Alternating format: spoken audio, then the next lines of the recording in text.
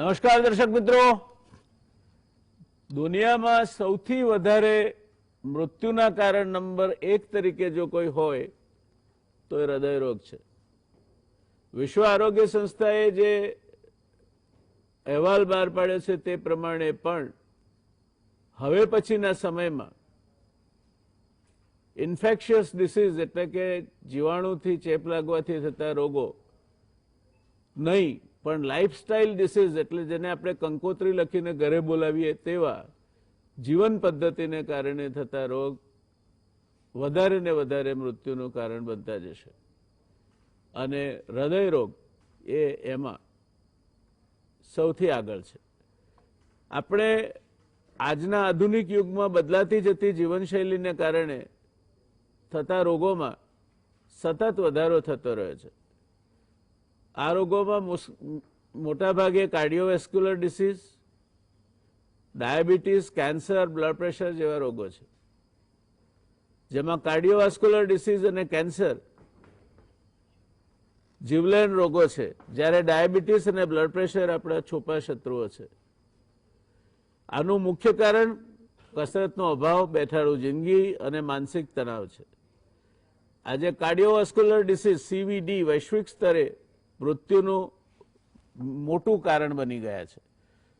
વિશ્વ આરોગ્ય સંસ્થા અનુસાર 2019માં અંદાજે 1.79 કરોડ લોકો કાર્ડિયોવાસ્ક્યુલર ડિસીઝથી મૃત્યુ પામ્યા હતા, જે વિશ્વમાં થતા કુલ મૃત્યુના 32% જેટલી ટકાવારી થવા જાય છે.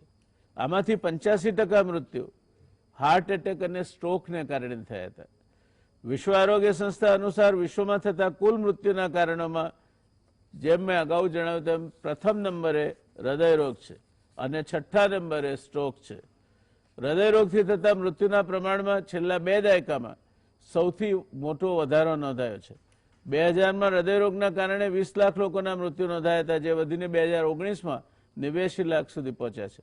સ્ટ્રોક અને ક્રોનિક ઓબ્સ્ટ્રક્ટિવ પલ્મોનરી રોગ મૃત્યુના અનુક્રમે બીજા અને ત્રીજા અગ્રણી કારણો છે, જે કુલ મૃત્યુના લગભગ 11% અને 6% મૃત્યુ માટે જવાબદાર છે. સ્ટ્રેસને કારણે એટલે તણાવને કારણે 30 થી 40ની વયજૂથના લોકોમાં હાર્ટ એટેકનું પ્રમાણ વધ્યું છે.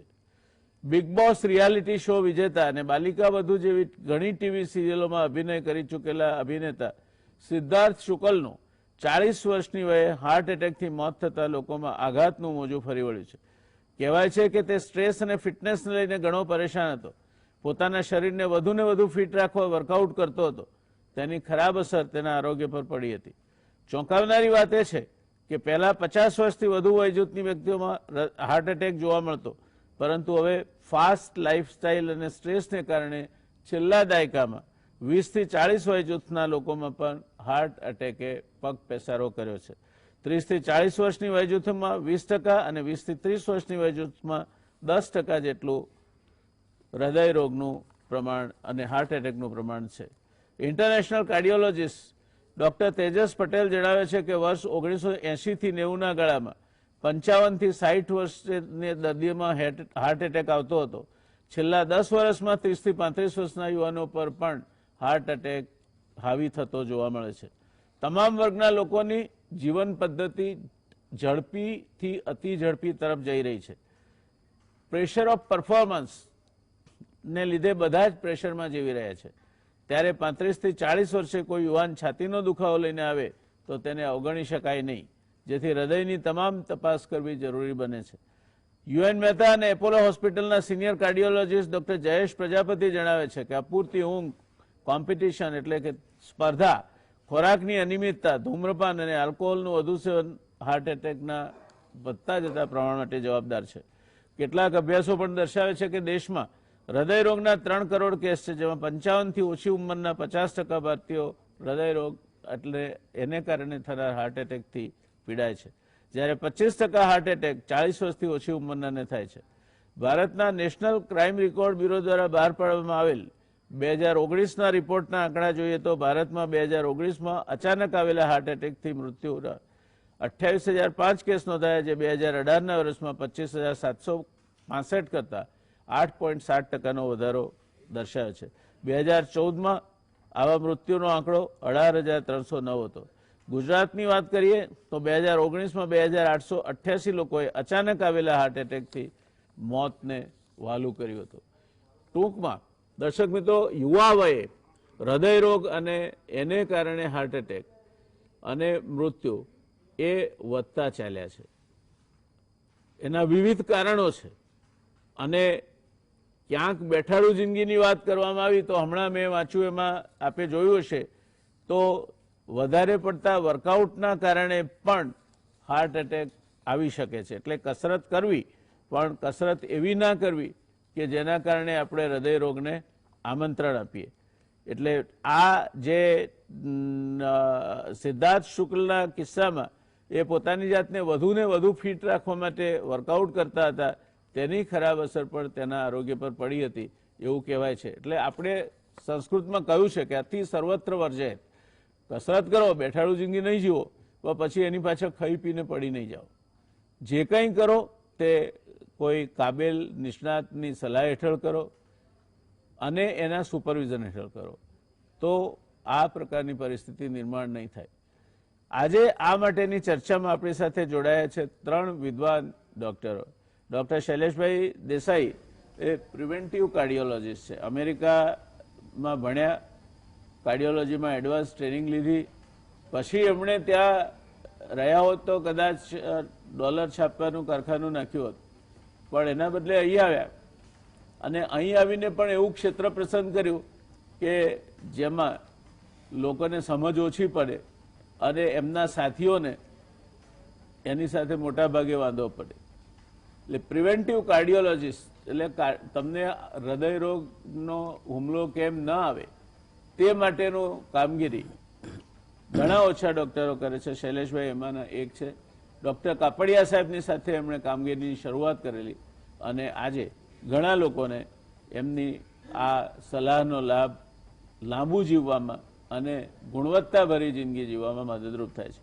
Doctor Jaybhai Shah senior ઇન્ટરવેન્શનલ cardiologist છે. ડિપાર્ટમેન્ટ ઓફ કાર્ડિયોલોજી HCG હોસ્પિટલમાં તેઓ પોતાની સેવાઓ આપે છે. HCG હોસ્પિટલના DNB કાર્ડિયોલોજી સ્ટુડન્ટ્સના તેઓ શિક્ષક છે. ક્રિશ હાર્ટ કેરમાં ડિરેક્ટર છે અને ક્રિશ હાર્ટ ફાઉન્ડેશનના ફાઉન્ડર મેમ્બર અને વાઇસ પ્રેસિડેન્ટ છે. કોરિયાના સિઓલમાં observership of imaging assisted PCI રિવાસ્ક્યુલરાઇઝેશનની સિદ્ધિ તેઓ શ્રી મેળવી છે. Imaging assisted PCI PAMI complex coronary cases વગેરેમાં તેઓ વિશેષ રુચિ ધરાવે છે. કેન્થોસ ટક્સેડો 2 હાઇપરટેન્શન રજિસ્ટ્રીના જયભાઈ પ્રિન્સિપલ ઇન્વેસ્ટિગેટર છે. એવા જ બીજા નિષ્ણાત આપણી સાથે છે ડોક્ટર ગજેન્દ્રજી દુબે. દુબેજી all India institute of medical science નવી દિલ્હીના MD અને DM થયા છે. અમદાવાદમાં UN મહેતા ઇન્સ્ટિટ્યૂટ અને રિસર્ચ સેન્ટરમાં તેઓ શ્રી કાર્ડિયોલોજીના આસિસ્ટન્ટ પ્રોફેસર છે. જટિલતાની અલગ અલગ ડિગ્રીના 5000થી વધુ કોરોનરી અને 1000થી વધુ ઇન્ટરવેન્શન્સ તેઓ કરી ચૂક્યા છે. આમ ત્રણેય નિષ્ણાતો પોતપોતાની રીતે પોતપોતાના ફિલ્ડમાં પોતપોતાના ક્ષેત્રમાં અગ્રીમ સ્થાન ધરાવે છે. એટલું જ નહીં પણ વિશાળ અનુભવ ધરાવે છે. दुबे जी आप मध्य में बैठे हैं तो शुरुआत आपसे की जाए. आ युवान वय में हृदय रोगना हुमलाथी जे सिद्धार्थ शुक्लનું નિધન થયું એ એવો એકલો અટુલો કિસ્સો છે કે આપના મત પ્રમાણે આ પ્રકારના કિસ્સાઓ હવે વધતા ચાલ્યા છે? તો એકલો કિસ્સો તો નથી, કેમ કે મીડિયા અને ટીવી કે ફિલ્મોમાં એક્ટિવ રિસેન્ટમાં જ 2-3 આવા આપણે ન્યૂઝ સાંભળ્યા હશે કે આવા યંગ લોકો, યુવાન અને ફિટ, આમ તમે એમને જુઓ તો એ લોકો એકદમ ફિટ, કોઈ ફેટ નથી, કોઈ પેટ બહાર નથી નીકળ્યું, એવા લોકોનું અચાનક મૃત્યુ થયું છે. જેમ કે આ સિદ્ધાર્થ શુક્લા અને એમના પહેલાં મંદિરા બેદીના હસબન્ડ હતા, એ બી અરાઉન્ડ 50ના એજના હતા. એના પહેલાં બી અમુક 1-2 એક્ટર્સની આવી ડેથ થઈ છે. તો આ તો એવી ડેથ છે જેની અમને ન્યૂઝ મળે છે, જે પબ્લિકને ખબર પડે છે. પણ ઘણા એવા છે અમારા એક્સપિરિયન્સમાં, અમારી હોસ્પિટલમાં જ્યાં અમે હાર્ટ એટેકની પ્રાઇમરી સારવાર આપીએ છીએ, તો એવા કેસીસમાં 20-30% જેવા પેશન્ટ હોય છે જે 40ની એજના નીચે હોય છે. અને અટેકમાં અમુક 4-5% પેશન્ટો તો હોસ્પિટલ બી પહોંચી નથી શકતા. તો આ એક એટલે આઇસોલેટેડ કેસ એવું ના ગણી શકાય. આ એક ટ્રેન્ડ છે. જેમ કે તમે પહેલા ઇન્ટ્રોડક્શનમાં કીધું કે આ જે એજ છે અટેકની એ ઓછી થતી જાય છે, ખાસ કરીને આપણા કન્ટ્રીમાં. તો એના ઘણા બધા કારણો છે અને એમાં એક ઇમ્પોર્ટન્ટ કારણ કે જેનેટિક્સમાં બી જોવા આવ્યું છે કે સાઉથ ઇસ્ટ એશિયા જે આપણું ક્ષેત્ર છે ત્યાં અટેક થોડી ઓછી વયમાં થાય છે. ઇંગ્લેન્ડ અમેરિકા કરતાં એટલીસ્ટ 10 વર્ષ પહેલાં આપણને અટેક થાય છે. એના ઘણા બધા કારણો છે જેના પર આપણે આગળ ડિસ્કસ કરી શકીએ છીએ. સૌથી ઇમ્પોર્ટન્ટ કારણ છે કે અર્બનાઇઝેશન. આપણે શહેરી લાઈફસ્ટાઈલ તરફ જઈ રહ્યા છીએ. હાર્ડ વર્ક બિલકુલ નથી અને રૂટીન એક્સરસાઇઝ કરવું એ આપણું કલ્ચર નથી. કેમ કે આપણા કલ્ચરમાં એવું નથી કે રોજ સાંજે દોડીએ, જોગિંગ કરીએ, સ્વિમિંગ કરીએ કે કશું રમીએ. પણ ડાયટમાં ઇમ્પ્રુવમેન્ટ થતું જાય છે. બધાને હવે સારી ડાયટ મળે છે. સારી ઇન ધ સેન્સ કે લોકોને બહારનું ખાવાનું, પીઝા, બર્ગર, એફ્લુએન્ટ સોસાયટીમાં એન્ડ ઇવન લોઅર ક્લાસમાં બી જે ડાયટનું ટાઈપ છે એ બદલાઈ રહ્યું છે. તો ઇનએક્ટિવિટી, ડાયટ, થોડું જેનેટિક ઇન્ફ્લુએન્સ પ્લસ એડિક્શન બી બહુ ઇમ્પોર્ટન્ટ પાર્ટ પ્લે કરે છે. યંગ લોકોમાં સ્મોકિંગ, આલ્કોહોલ એ એક બહુ કોમન કારણ છે જેના લીધે ઓછી વયમાં હાર્ટ એટેક થાય છે અને અચાનકથી અમુક લોકોનું મૃત્યુ થઈ શકે છે.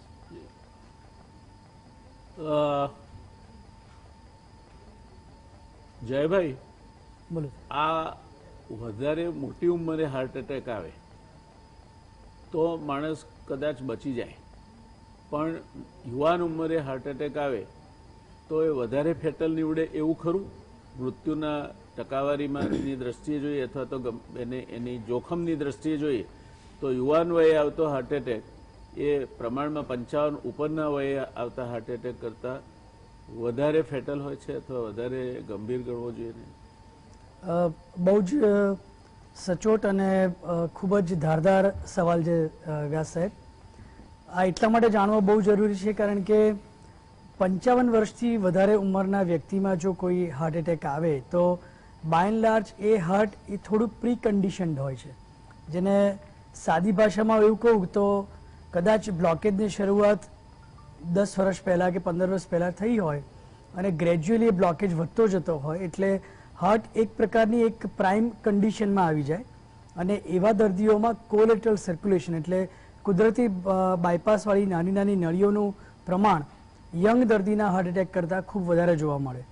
એટલે સપોઝ કોઈક એલ્ડરલી પોપ્યુલેશનમાં હાર્ટ એટેક આવે તો નેચરલી એ હાર્ટ એટેકને જીરવવાની ક્ષમતા એ દર્દીમાં યંગ પેશન્ટ કરતાં અથવા યંગ દર્દી કરતાં ઘણી વધારે હોય છે.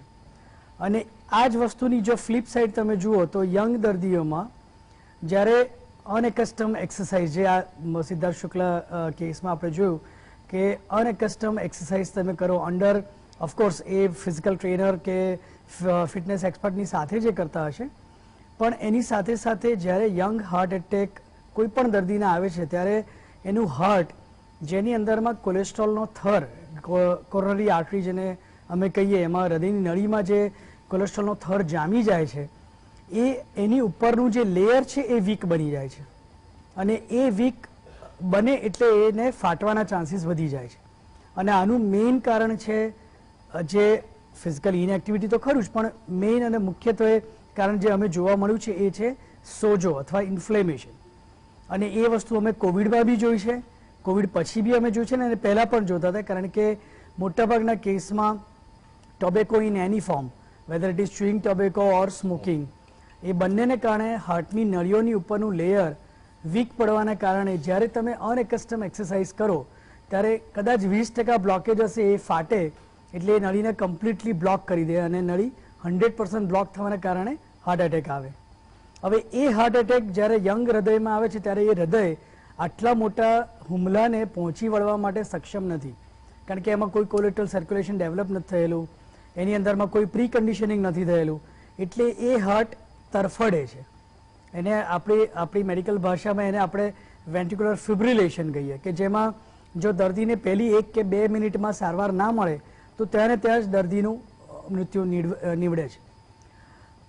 સિદ્ધાર્થ શુક્લ નેચરલી એ સેલિબ્રિટી છે એટલે આટલું બધું આપણે ન્યૂઝમાં જોઈએ છીએ પણ મારે નામ નથી આપવું પણ 33 વર્ષના એક ડૉક્ટરની હું વાત કરું 3 દિવસ પહેલાં આ જ રીતે ખૂબ જ અનએકસ્ટમ એક્સરસાઇઝ જે રૂટીન તમે કરતા હો એના કરતાં 3 ગણી વધારે એક્સરસાઇઝ તમે કરો અને હી હેડ ચેસ્ટ પેઇન અને he was sitting in the એટલે સ્ટેરકેસ ઉપર એ બેસી ગયા, 10-15 મિનિટ સુધી આમ છાતી પર હાથ લઈને એ બેઠા, અને એ બેઠા અને એના વિધિન 10 મિનિટ્સમાં હી હેડ કન્વલ્ઝન, અને એ તરત જ ખેંચાઈ ગયા અને ત્યાં ઢળી પડ્યા. અને જ્યારે એમને એનું નિદાન કરવામાં આવ્યું ત્યારે જે બેઝલાઇન રિધમ હતી દેટ વોઝ વેન્ટ્રિક્યુલર ફિબ્રિલેશન. એટલે હું આ કન્ડિશનની વાત કરવા માંગુ છું કે જેમાં હૃદય તમને ટાઈમ આપતું જ નથી. એટલા માટે જ હંમેશા કોઈ પણ એક્સરસાઇઝ કે કંઈ બી કરો, ફિઝિકલ એક્ટિવિટી કરો, તો આઈડિયલી ફિટનેસ એક્સપર્ટની અથવા તો તમારા ડૉક્ટરની સલાહ ચોક્કસ લેવી જોઈએ, અને ગાઈડેડ એક્સરસાઇઝ કરવી ડેફિનેટલી જરૂરી છે. દર્શક મિત્રો, જયભાઈની વાત સમજવા જેવી છે. તમે બેઠાડું જિંદગી જીવો, જોખમ છે, પણ સાથે સાથે ફિટનેસ, અને તે પણ જે બધા ફોટા જોઈને કોઈના જેવા થવાની ઘેલછા ત્યારે તમને લાગે, સિક્સ પેક કરવા છે, આ કરવું છે, તે કરવું છે, ત્યારે નિષ્ણાતની સાથે ચર્ચા કરી અને તમે કેટલું કરી શકો છો તે નક્કી કરીને કરવું. વધારે પડતી એક્સરસાઇઝ એટલે વધારે પડતું તમે જો એનું સ્ટ્રેસ લેશો એક્સરસાઇઝનું, તો પણ એ તમારા માટે જોખમી છે. એટલે નહીં એક્સરસાઇઝ કરવી જોખમી છે, એટલું જ જોખમી તમે વધારે પડતી એક્સરસાઇઝ કરો તે પણ છે. મધ્યમ માર્ગ હંમેશા ઉત્તમ માર્ગ છે. બેઠાડું જિંદગી પણ નહીં જીવો, અને કસરત કરો તો એવી કરો કે જે તમને અનુકૂળ હોય અને તમારા માટે ડિઝાઇન કરીને પ્રોપર તમે એને રિધમમાં કરતા હો, એટલે તાલમાં કરતા હો, તાલમેલમાં કરતા હો. આ હંમેશા ખ્યાલ રાખો. શૈલેષભાઈ સાહેબ, આપની પાસે તો રિહેબિલિટેશન માટે ઘણા બધા કેસ આવે છે, તો એમાં આ જે યુવાનોને હૃદયરોગ થાય છે એવા પણ ઘણા કેસ આવતા હશે, તો શું કહેવું છે આપને એ માટે? શું કરવું જોઈએ અને આ થવાના કારણો બાબતમાં મુખ્યત્વે શું કહેવું છે આપને? તમે પહેલા કહ્યું તેમ બે વસ્તુ મારી દ્રષ્ટિએ, ફાસ્ટ લાઈફ, ફાસ્ટ ફૂડ, આ બંનેની જે જુગલબંધી છે એનાથી આ પ્રોબ્લેમ બહુ જ વધી ગયો છે. ફાસ્ટ લાઈફથી ટેન્શનો બહુ વધી ગયા, સ્ટ્રેસ વધી ગયું, માણસોને એક્સરસાઇઝનો ટાઈમ નથી, જે કંઈ ખાવાનું ઘરનું ખાવાનો ટાઈમ નથી, જે કંઈ તૈયાર મળ્યું એ ખાવાનું ખાઈને કામે ચડી જવાનું, રાત્રે મોડે સુધી જાગવાનું, સવારે મોડા ઉઠવાનું, વ્યાયામનો અભાવ, માનસિક ટેન્શનો વધારે, અને સતત તમે પરફોર્મન્સના પ્રેશરમાં રહો એટલે ખરાબ જાતના કેમિકલ્સ બન્યા કરે અને તમારી લોહીની નસો નાની ઉંમરથી ખરાબ થવા માંડે. અને ફાસ્ટ લાઈફને કારણે નાની ઉંમરથી જ યુવાનોને 20 થી 30 વર્ષમાં બ્લડ પ્રેશર, ડાયાબિટીસ, કોલેસ્ટ્રોલ જેવા રોગો થવા માંડ્યા.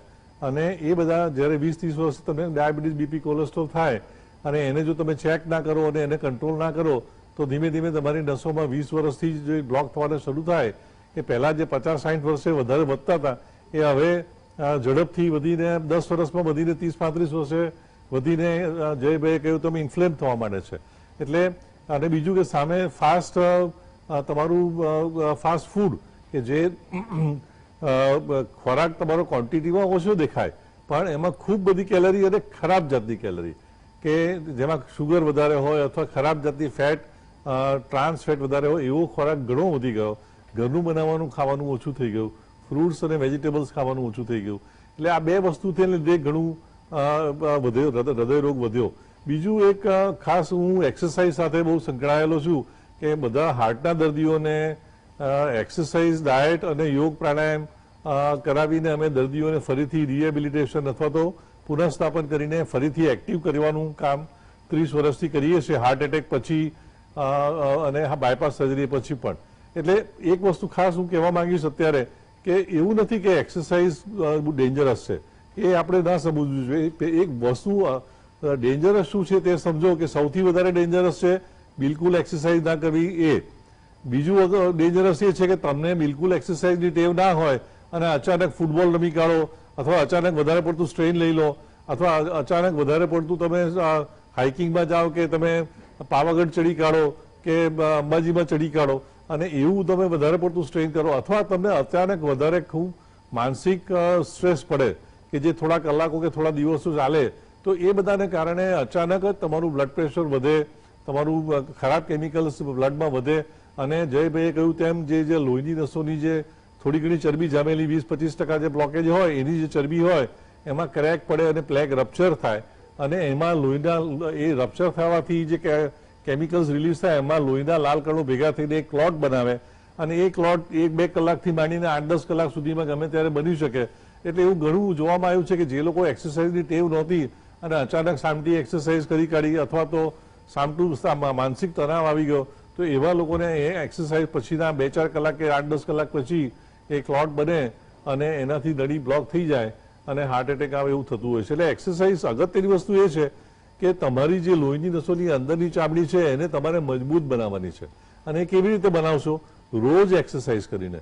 તમે રોજ મધ્યમ એક્સરસાઇઝ કરો અને જ્યારે શરૂઆત કરો ત્યારે ધીમે ધીમે શરૂઆત કરો. 40થી વધારે ઉંમર હોય, ડાયાબિટીસ, બીપી, કોલેસ્ટ્રોલ જેવા પ્રોબ્લેમ હોય તો પહેલા મેડિકલ ચેકઅપ કરો, ટ્રીટમેન્ટ કરાવો, તમારા ડોક્ટરની સલાહ લઈને શરૂ કરો. મેડિકલ સુપરવિઝનમાં અમારું જેવું સેન્ટર જે હોય કાર્ડિયાક રિહેબ સેન્ટર એમાં જઈને એક્સરસાઇઝ શરૂ કરો અને તમે ધીમે ધીમે એક્સરસાઇઝનું પ્રમાણ વધારો અને રોજ 1 કલાક તમે નિયમિત એક્સરસાઇઝ કરશો તો તમારી લોહીની નસોની અંદરની ચામડીને રેગ્યુલર એક્સરસાઇઝની ટેવ પડશે અને જ્યારે અચાનક એક્સરસાઇઝ આવશે ત્યારે છોલાઈ જાય અને એમાં પ્લેગ થઈને રપ્ચર થાય એવું ના થાય. હવે જે લોકો રેગ્યુલર એક્સરસાઇઝ કરતા હોય અને વધારે પડતી કરતા હોય એમાં પણ સ્ટ્રેસ ઓલ્સો મેજર ફેક્ટર.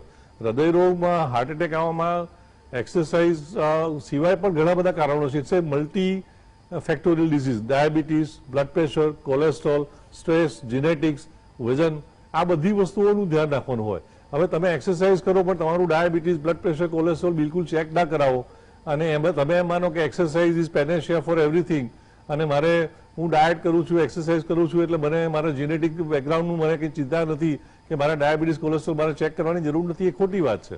તમારે તમારું ડાયાબિટીસ, બ્લડ પ્રેશર, કોલેસ્ટ્રોલ 20 વર્ષની ઉંમરેથી જ દર 3 વર્ષે ચેક કરવું જોઈએ. જે પણ એબનોર્મલ હોય એને પહેલા 6 મહિનામાં તમે લાઇફસ્ટાઇલથી ચેન્જીસ કરો, ખોરાક, એક્સરસાઇઝથી કંટ્રોલ કરવાનો ટ્રાય કરો. એનાથી પણ કંટ્રોલ ના થાય તો 20 વર્ષની ઉંમરથી જ તમારે જેમ એસઆઈપી નાની ઉંમરથી કરીએ અને પાછળથી આપણને રિટાયરમેન્ટનો ફંડ મળે એવી રીતે જો પહેલેથી જો તમે દર 3 વર્ષે ચેકઅપ કરી અને 20 વર્ષની ઉંમરથી જો ડાયાબિટીસ, બીપી, કોલેસ્ટ્રોલને કંટ્રોલમાં રાખશો, જરૂર પડે તો દવાઓથી કંટ્રોલમાં રાખશો તો તમને બ્લોકેજીસ તમને ડેવલપ થશે જ નહીં અને 60-65 વર્ષ સુધી તમને હાર્ટ એટેક આવશે જ નહીં. આ વસ્તુ આપણે બધાએ સમજવાની જરૂર છે. પણ અચાનક જ તમે એક્સરસાઇઝ કરી કાઢો, છોકરાઓ સાથે રમત રમી કાઢો અને એવું કંઈ કરી કાઢો તો તમને થઈ શકે.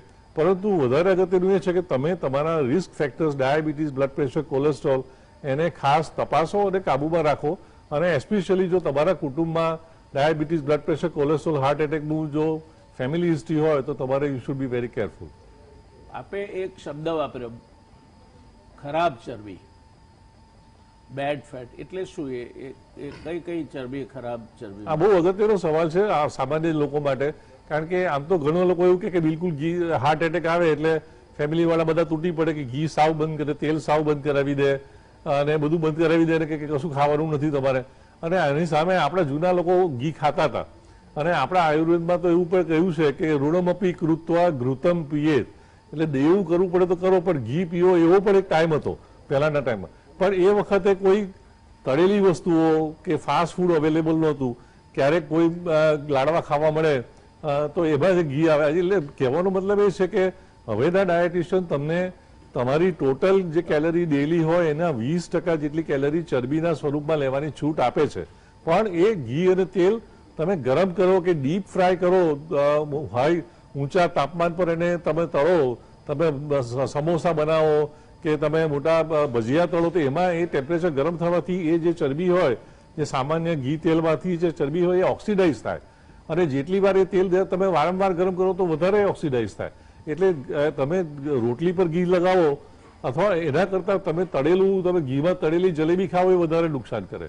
એવી રીતે તમે તમે દાળવડા ખાઓ અને બહારના દાળવડા ખાઓ તો એ સવારથી 10 વખત એનું એ તેલ ગરમ થયેલું દાળવાળું વાળું તેલ હોય એ દાળવાળું 10 દાળવડા બરાબર નુકસાન કરે. એના કરતાં ઘરે અઠવાડિયે 1 વખત બનાવીને ઘરનું ફરસાણ મીઠાઈ ખાઓ.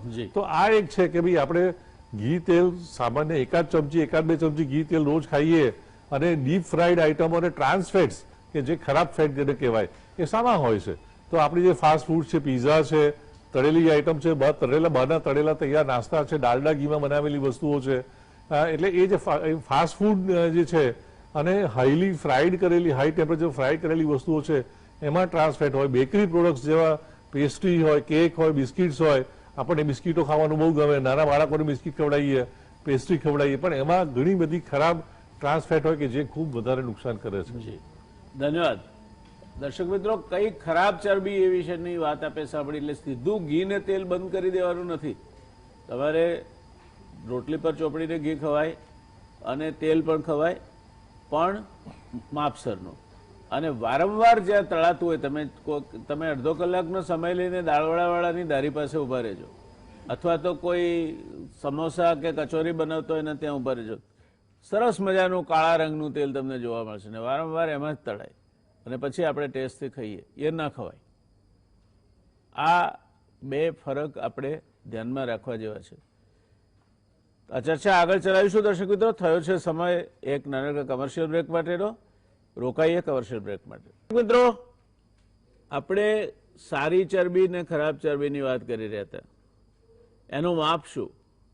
તો તમારો રિપોર્ટ આવે એટલે એમાં HDL હોય, LDL હોય અને HDL LDL રેશિયો હોય, ટ્રાયગ્લિસરાઇડ્સ હોય. તો આના પરથી જે નિદાન થતું હોય છે કે તમે કેટલા તમને હાર્ટ એટેક આવવા માટેના કેટલી લાયકાત તમે કેળવી છે.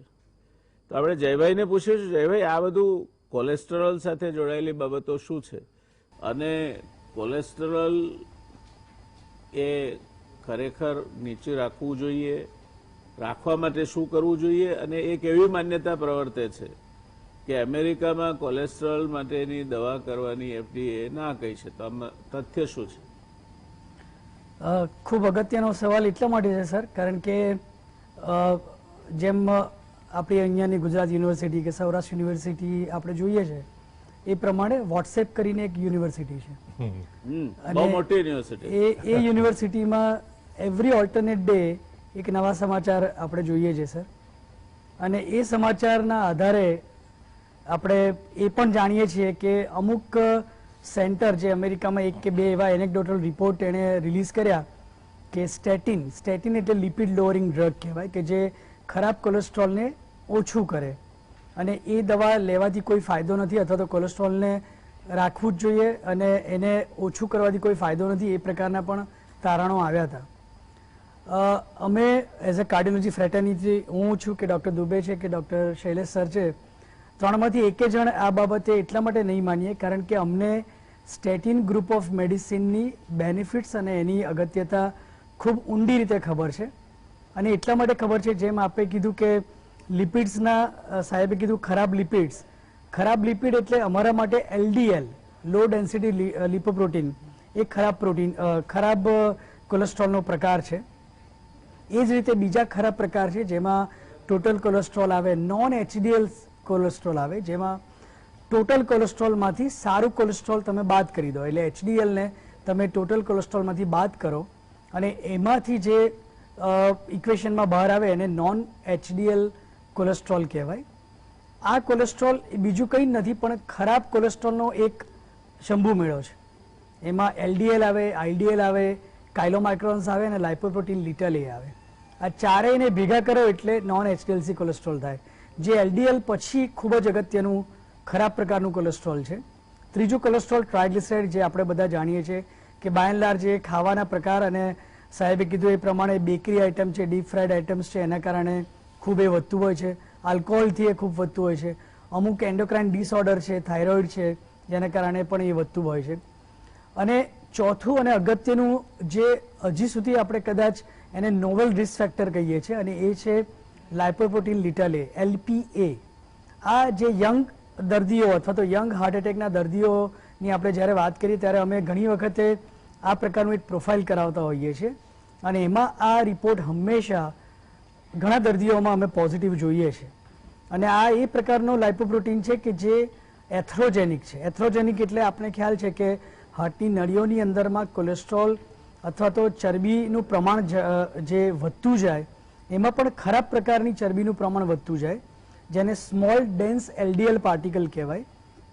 એ પાર્ટિકલ જેટલા વધે એટલા એની ઉપરનું લેયર પાતળું થતું જાય, એની ઉપરના લેયરમાં સોજો વધારે આવતો જાય અને એ કોઈ પણ સ્ટ્રેસફુલ કન્ડિશનમાં સ્મોકિંગ, આલ્કોહોલ બેઠાડું જીવન કે physical inactivity, inadequate sleep even air pollution, આ બધા જ ને કારણે ઇન્ફ્લેમેશન થવાને કારણે એ થર ફાટવાથી હાર્ટ એટેક આવે છે, કારણ કે એમાંથી એ બધા જ પ્રકારનો રસ બહાર નીકળે અને નળીને બ્લોક કરી દે.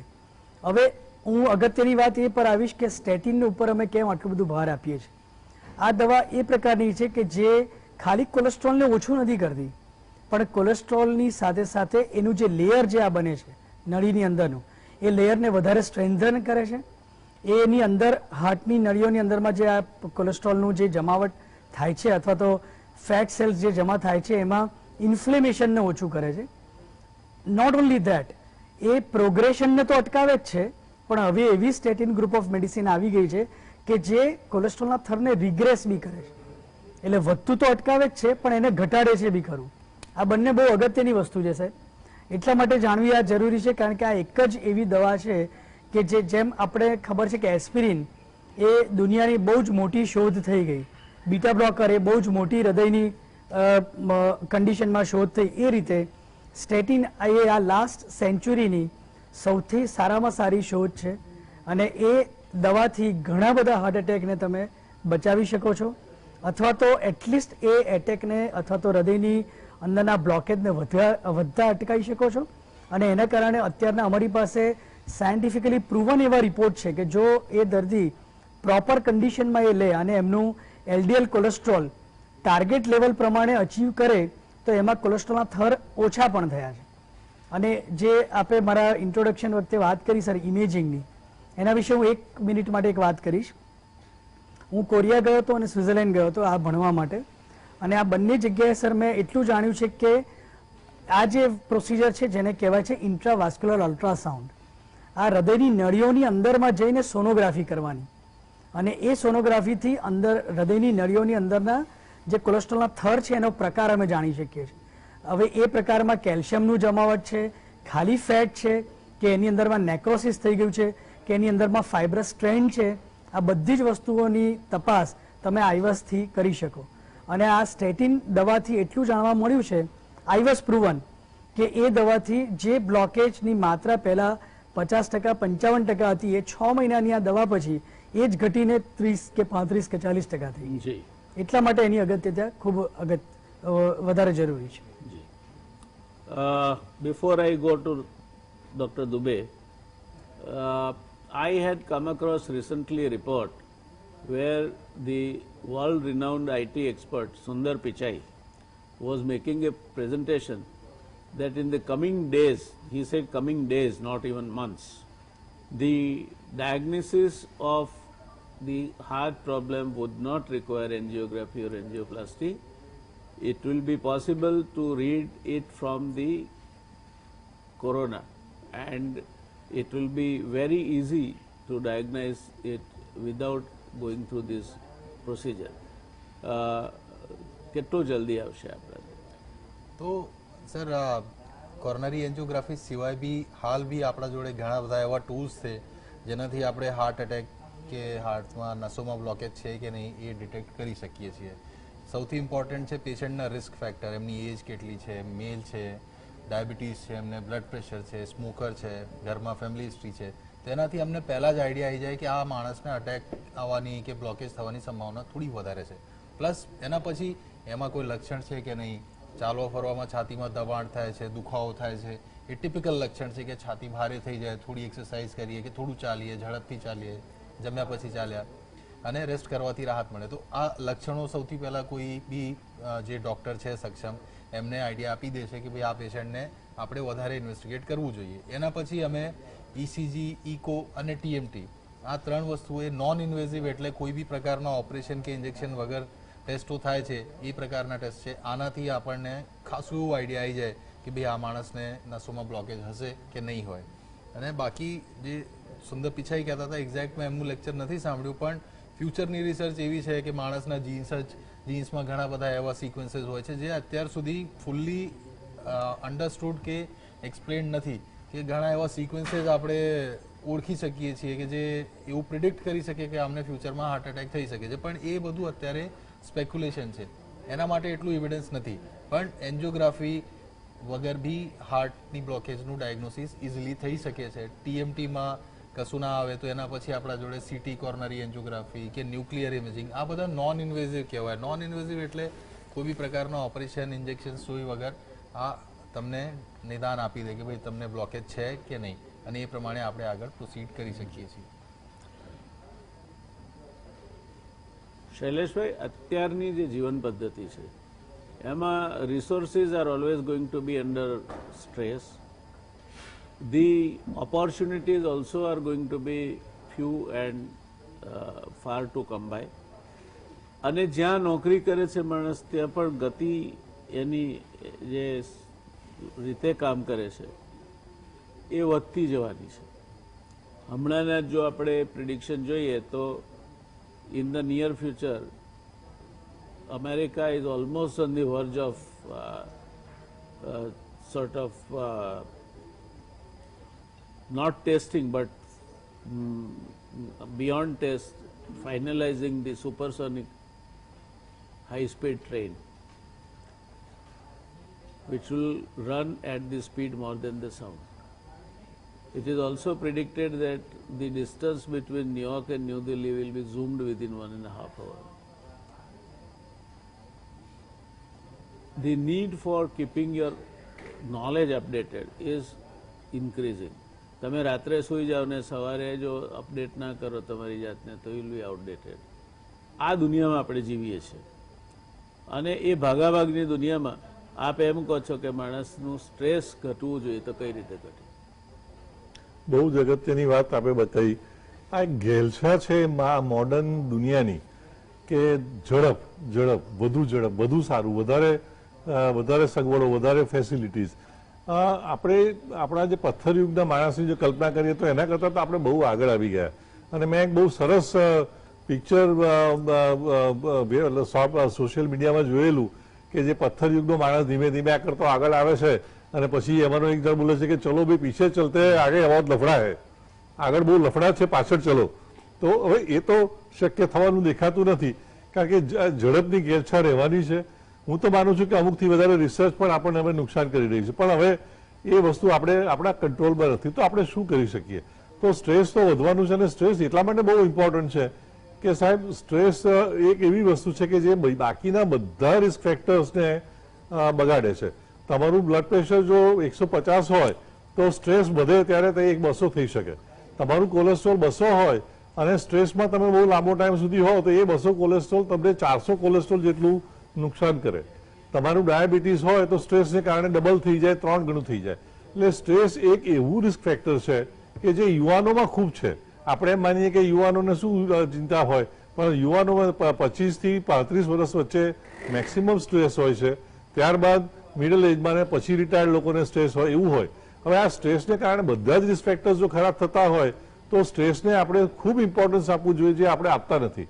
આપણે યોગની વાતને હસી કાઢીએ છીએ. જે લોકો સિમ્પલ લાઈફ જીવવાની વાત કરે એને આપણે હસી કાઢીએ છીએ. અને ઇમ્પોર્ટન્સ કોને મળે છે? જેની પાસે વધારે સક્સેસ છે અને વધારે પૈસા છે એને ઇમ્પોર્ટન્સ મળે છે. સ્કૂલથી જ આ વાત શરૂ થાય છે. સ્કૂલમાં હોય ત્યારે માર્કશીટ ઇમ્પોર્ટન્ટ અને મોટા થાવ પછી બેલેન્સ શીટ ઇમ્પોર્ટન્ટ. તમે કેવા સારા માણસ છો, તમે કેવા સંસ્કારી છો, તમારી લાઈફમાં તમારી ફેમિલી લાઈફ કેટલી સારી છે અને પ્રેમાળ છે, એમાં કેટલી શાંતિ છે, તમે સમાજ માટે શું કરો છો, એ બધાનું કોઈ મહત્વ નથી રહ્યું. ખરેખર એ મહત્વ જો આપણે સાળવી રાખીએ, આપણે જ્યાં કામ કરવાના છીએ ફિલ્ડમાં તો આપણે કોમ્પિટિશનને સાથે રહેવું પડવાનું છે. તો એક એવી જગ્યા છે કે આપણું ઘર, આપણું કુટુંબ, આપણું મિત્ર વર્તુળ કે જે આપણને એ સ્ટ્રેસની સામે રિકવરીનો એક ચાન્સ આપે છે. જો તમારું ફેમિલીમાં તમારું સ્ટ્રેસ હશે, તમારા ઘરમાં ઝઘડા હશે, અથવા તમે ફેમિલીમાં ટાઈમ નહીં આપતા હોય, તમારું મિત્ર વર્તુળ સારું નહીં હોય, તમને હોબીઝ નહીં હોય, તો તમે એ સ્ટ્રેસને હેન્ડલ નહીં કરી શકો. અને રોજનું રોજ એ સ્ટ્રેસ વધતું જશે અને ક્યુમ્યુલેટિવલી વધતું જાય અને ધીમે ધીમે તમે જે રાત પડે ને સારી ઊંઘ આવી જોઈએ, વહેલા સૂઈ જાઓ, સારું ઊંઘો, સવારે ઉઠીને એક્સરસાઇઝ કરો, તો આ બધી વસ્તુઓ તમારા જે આગલા દિવસના સ્ટ્રેસથી જે નુકસાન થયું છે, જે ઈજા પહોંચી છે, એને રિવર્સ કરવાનું કામ, રિકવર કરવાનું કામ આ બધી વસ્તુ કરે છે. એ જો આપણે જાળવી રાખીએ તો આપણે કંઈક અંશે આ વધતી જતી સ્પીડની જે તકલીફ છે એનાથી આપણી જાતે પ્રોટેક્ટ કરી શકીએ. એટલે એક સારી ફેમિલી લાઈફ હોવી જોઈએ.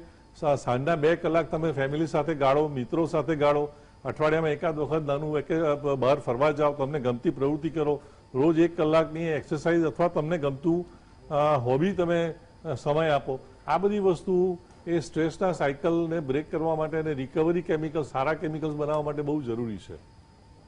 ધન્યવાદ. દર્શક મિત્રો, આ વાત ખૂબ ધ્યાન આપવા જેવી છે. સ્ટ્રેસ તો રહેવાનું જ દરેકની જિંદગીમાં હોય છે. જે વિજ્ઞાનના વિદ્યાર્થીઓ છે એ સમજશે કે સૌથી મોટામાં મોટું જો કોઈ ઉર્જાને તોડતું હોય તો એ ફ્રિક્શન છે. ઘર્ષણ એ ઉર્જાનો મોટામાં મોટું વિધ્વંસક છે, અને છતાં ઘર્ષણ નહીં હોય તો તમે ચાલી નહીં શકો. એમ જીવનમાં પ્રગતિ કરવા માટે તમે જે કંઈ કરો છો એમાં ક્યાંક ને ક્યાંક તો સ્ટ્રેસ રહેશે. પણ બીજો પાર્ટ જે હું શૈલેષભાઈએ કહીને હું કહું છું એ અવોઇડેબલ સ્ટ્રેસની વાત છે.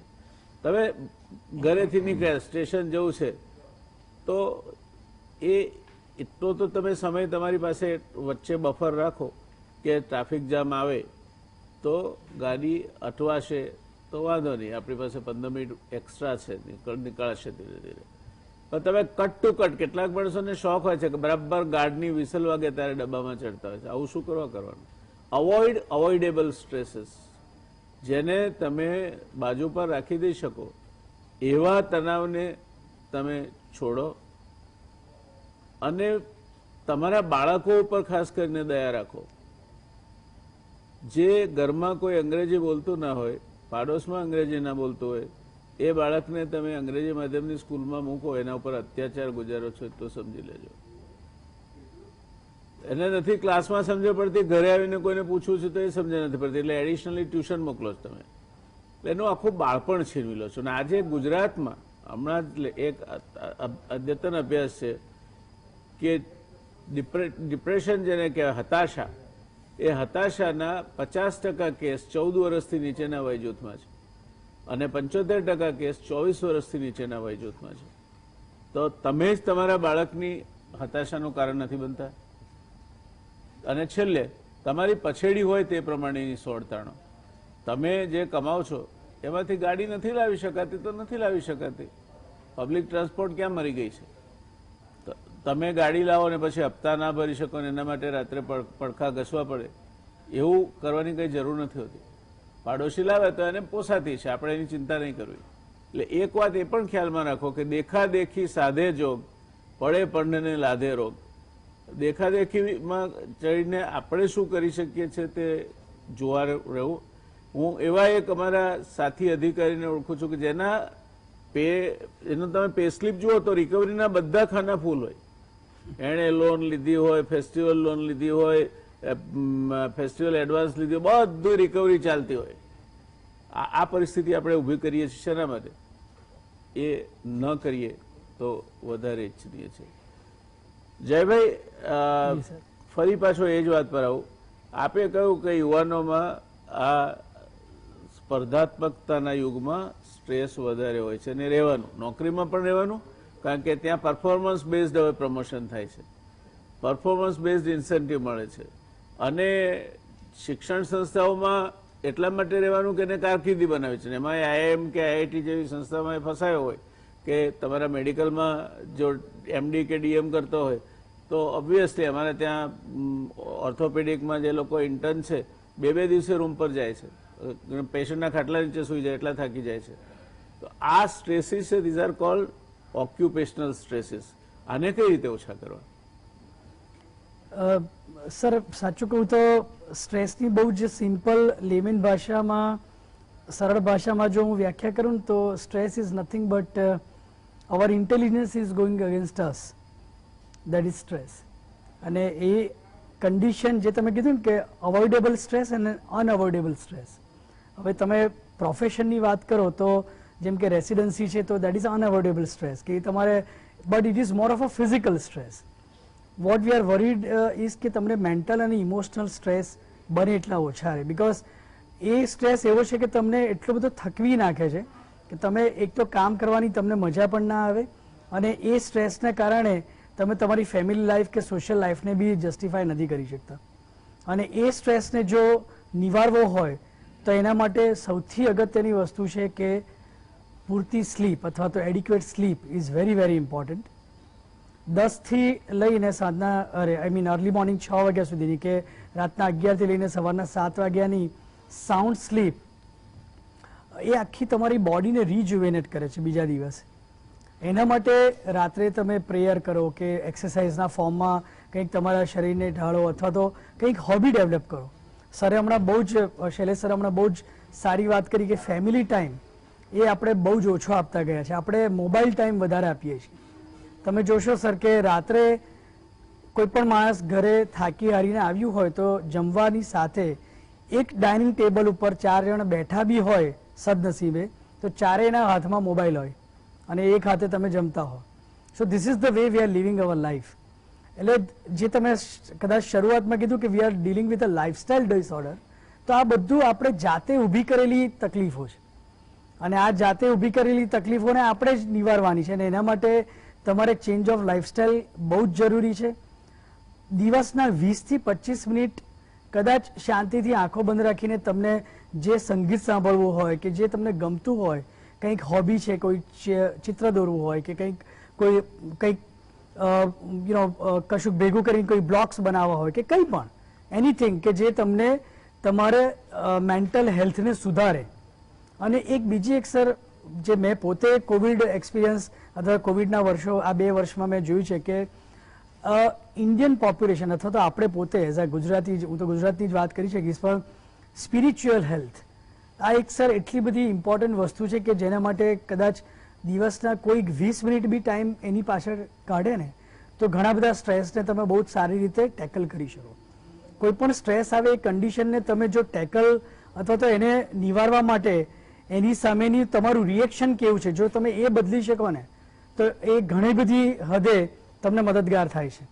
અને એના માટે કદાચ તમે કોઈ સ્પિરિચ્યુઅલ કોઈ પણ વાત સાંભળો. હવે એ હું બીકોઝ કૃષ્ણ ભગવાનનો ભક્ત છું તો હું કદાચ ગીતાના શ્લોક વાંચું કે સદગુરુના લેક્ચર વાંચું કે વત્સલ સ્વામીના કોઈ વિડીયો જોઉં, પણ એવી રીતે દરેક ધર્મના કોઈને જેને પણ જેના પર મેક્સિમમ વિશ્વાસ હોય એ પ્રકારના મે બી 2 કે 3 વિડીયો અથવા તો એટલા એ રીતના ઓડિયો તમારે રોજ જોવા જોઈએ અને એનાથી તમારી દિનચર્યાને શરૂઆત કરવી જોઈએ.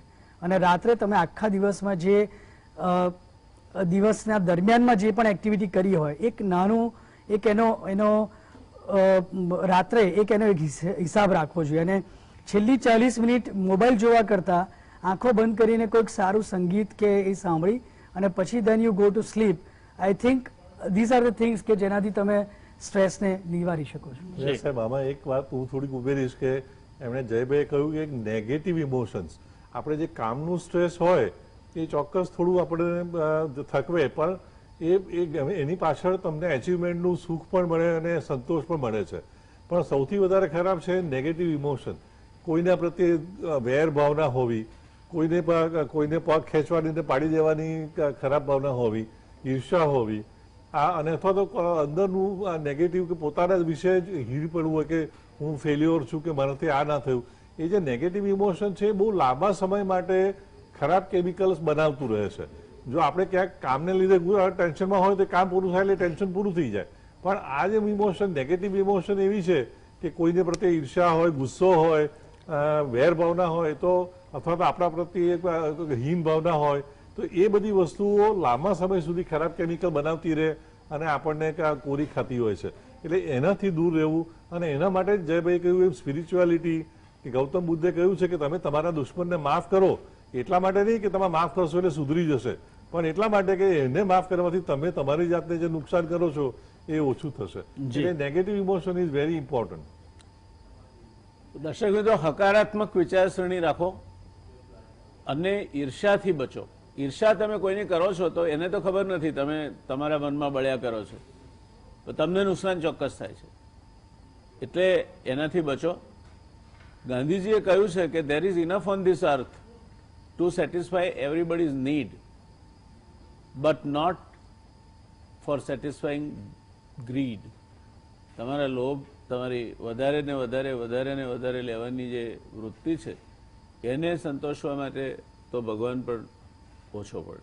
એટલે આપણે આપણી રીતે રહેવું, ખડા થયા તો ખડક, નહીં તો નદી જેમ નિરાતે વહેવું. આ રીતે જો તમે તમારી જીવન પદ્ધતિને ઢાળશો તો તો આમાંથી મહદઅંશે બચી શકાશે. હું એમ નથી કહેતો 100% બહાર નીકળી શકાશે, પણ મહદઅંશે બચી શકાશે.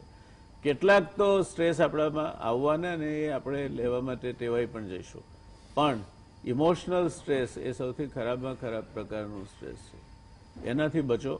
કોઈના વિશે મનમાં ખોટી વિચારો ન રાખો, ઈર્ષા ન રાખો અને મસ્તીથી જીવો ને. આપણું જે થવાનું છે ઈશ્વરે આપણને મોકલ્યા છે તો ચિંતા કરશે. એ એક હદ સુધી स्पिरिचुअलिटी ये बहुत अगत्य की बाबत है. दुबे जी, आप तो करीब करीब युवा पीढ़ी के नज़दीक हैं, तो आज की युवा पीढ़ी जो अभी हार्ट अटैक वगैरह का शिकार हो रही है और ज़्यादा से ज़्यादा उनमें अभी ये प्रश्न और भी जटिल होता जा रहा है, तो क्या सलाह दोगे आप इन लोगों को? युवा पीढ़ी के लिए मेरी सलाह है, जैसे हमारी बात हुई कि कुछ रिस्क फैक्टर हमारे कंट्रोल में होते हैं और कुछ हमारे कंट्रोल में नहीं होते हैं. स्ट्रेस में भी एक कुछ पर्सनैलिटी कहते हैं, जिसको एक टाइप ए पर्सनैलिटी होती है कि कुछ लोगों को ऐसा रहता है नहीं मुझे ही सबसे अच्छा बनना है, मुझे ही सबसे आगे रहना है. तो जो पर्सनैलिटी है उसको तो हम चेंज नहीं कर सकते हैं. ऐसे में हम किसी काउंसलर की हेल्प ले सकते हैं. और जो मॉडिफाइबल रिस्क फैक्टर हैं, जेनेटिक को हम चेंज नहीं कर सकते हैं, अपना फैमिली हिस्ट्री हम चेंज नहीं कर सकते. हमारे फादर को कम एज में अटैक हुआ, उस बात पे हमारा कंट्रोल नहीं है, लेकिन हम डायबिटीज कंट्रोल कर सकते हैं या उसके लिए पहले चेक कराएंगे. युवा पीढ़ी के लिए जरूरी है कि इवैल्यूएशन हो. जैसा डॉक्टर शैलेश सर ने कहा है कि आप 20 साल की उम्र के बाद एक बार एटलीस्ट चेकअप बेसलाइन करा लीजिए कि आपका सब डायबिटीज, ब्लड प्रेशर और बाकी जो पैरामीटर्स हैं वो ठीक हैं या नहीं है. और फिर पीरियोडिक चेकअप्स अगर नॉर्मल है तो आप 5-10 साल में एक बार रिपीट कराएंगे तो भी ठीक है. कुछ अब नॉर्मल है तो और फ्रीक्वेंटली रिपीट करा सकते हैं. तो मॉडिफाइबल चीज़ों को कंट्रोल करना है, उनको पहचानना है, नशे से दूर रहना है. तंबाकू का सेवन यंग लोगों में बहुत ही इंपॉर्टेंट स्ट्रेस और इन रिस्क फैक्टर्स के अलावा सबसे बड़ा और कॉमन कारण मेरे अनुभव में तंबाकू का सेवन, खास करके स्मोकिंग, वो एक बहुत बड़ा कारण है. उससे बच के रहना है. और एक्सरसाइज के ऊपर हम काफ़ी बात कर ही चुके हैं ऑलरेडी कि एक्सरसाइज आपको कैसे सुपरवाइज करनी है, अनयूजुअल एक्सरसाइज नहीं कर देनी है. एंड स्ट्रेस कंट्रोल और डॉक्टर से मिलना है. कभी भी आप किसी तरह की इस तकलीफ अनुभव करते हैं कि आपको छाती में दर्द होता है, तो ये नहीं सोचना है कि मैं तो 20 साल का ही हूँ या मैं 30 साल का हूँ, मुझे अटैक नहीं आ सकता है. अगर आपको परसिस्टेंटली इस तरह की कंप्लेंट हो रही है तो आप एक बार किसी अच्छे फिजिशियन, डॉक्टर से कंसल्ट कर सकते हैं. अगर कुछ नहीं है तो वो भी रीअश्योरिंग होगा, और अगर कुछ होता है तो उसका टाइम पे डायग्नोसिस और ट्रीटमेंट हो सकता है. पैनिक होने की ज़रूरत नहीं होती है. इसका मतलब ये नहीं है कि आप हर छोटी चीज़ के लिए आपको डॉक्टर के पास जाना पड़े. पर अगर आपको परसिस्टेंटली कुछ तकलीफ होती है इस तरह की जो हार्ट डिजीज़ की तरफ पॉइंट कर रही है, जैसे सांस फूलना या छाती में दर्द होना या कभी बेहोश हो जाना अचानक से, तो आप ज़रूर किसी डॉक्टर से कंसल्ट कीजिए. अपने रिस्क फैक्टर्स पे कंट्रोल रखिए, अपना लाइफस्टाइल अच्छा रखिए, खाने पीने में फ्रूट्स, वेजिटेबल्स, हेल्दी डाइट ये सब यूज़ करिए. फास्ट फूड, नमकीन, फ्राइड ये सब ना खाइए और एडिक्शन से बचे रहिए. तो ये चीज़ें हम कंट्रोल कर सकते हैं और ये हमें करनी चाहिए. बाकी चीज़ें हमारे हाथ में नहीं है, तो उनके लिए परेशान नहीं होना है. દર્શક મિત્રો, વાત એ છે કે યુવા પેઢીમાં પણ હવે આ રોગે પગપેસારો કર્યો છે ને ખાસો પગપેસારો કર્યો છે. એટલે યુવાન વયે મને હૃદયનો કોઈ પ્રોબ્લેમ જ ન થાય, એને કોઈ મુશ્કેલી જ ન થાય એવું માનીને ચાલવું એ યુવા મિત્રો માટે પણ યોગ્ય નથી. તમાકુનું કોઈ પણ રીતે સેવન, ગુટકા ખાવાથી માંડીને સિગરેટ પીવા સુધીનું, એ આમાં ખૂબ હાનિકારક નીવડે છે. જંક ફૂડ અને રાત્રે મોડા ખાવું, રાત્રે તમે 1 વાગે પિઝા ખાઓ, 1 વાગે પાઉંભાજી ખાઓ, એમાંથી બહાર નીકળી જવું જોઈએ. જ્યાં વારંવાર તળાતા હોય એવા પદાર્થો, એટલે તમારે ગોટા કે ભજીયા કે દાળવડા એનાથી બચવું જોઈએ. સમોસા, કચોરી, તમને શોખ હોય તો ઘરે મહિનામાં 1 વખત કે 15 દિવસે 1 વખત ઘરે બનાવીને ખાઓ ને. બહાર વારંવાર તળાતું હોય, આખું તેલ તમે જુઓ તો કાળું પડી ગયેલું હોય, એ તેલમાં તળાયેલી વસ્તુ ખાવી એટલે તમે સીધા હૃદયરોગને આમંત્રણ આપો છો, માની લેજો. સ્ટ્રેસમાં નહીં જીવો, એક એવી ટેવ રાખો, જયભાઈએ કહ્યું તે પ્રમાણે સૂતા પહેલાં અડધો કલાક ક્યાંય દુનિયાનો અંત આવી જવાનો નથી. તમને ગમતું હોય તે મ્યુઝિક સાંભળો, ગમતી હોય કોઈ વાર્તા સાંભળો, ગમતી હોય તેવી પ્રવૃત્તિમાં મન પરોવો અને નિરાતે પછી 8 કલાક કે 7 કલાક ઓછામાં ઓછી ઊંઘ ખેંચી કાઢો. તમારું ગજું નથી એ બાબતોમાં પડો નહીં.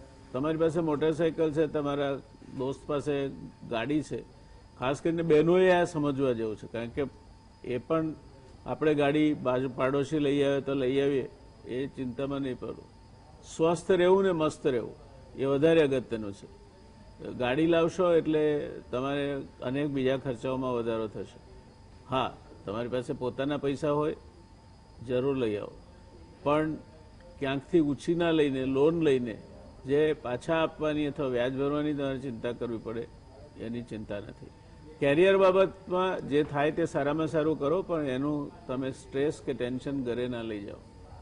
જાપનીઝ ઘરની બહાર જોડા ઉતારે છે, એનો અર્થ જ એ કે તમારે જે ઓફિસ છે એના બધા જ બારણો ઘરની બહાર મૂકીને ઘરમાં દાખલ થવાનું. અને ઘરમાં બને ત્યાં સુધી ડાઇનિંગ ટેબલ પર મોબાઈલ વાપરવાની વાત, ટેલિવિઝન જોવાની વાત તો ટાળો જ, પણ ધંધાની વાત કરવાની પણ ટાળો. ઓફિસના પ્રશ્નો ચર્ચવાના પણ ટાળો.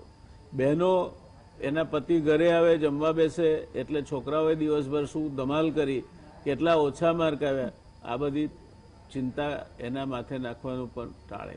ટૂંકમાં સરળ રહેશો અને પોતાની રીતે જીવશો, થોડીક બેઠાડું જિંદગી નહીં ગાળો, ચાલવાનું રાખશો, કસરત કરશો, તો મહદઅંશે આ રોગ એવો છે કે એ તમારા બારણે ટકોરા નહીં મારે.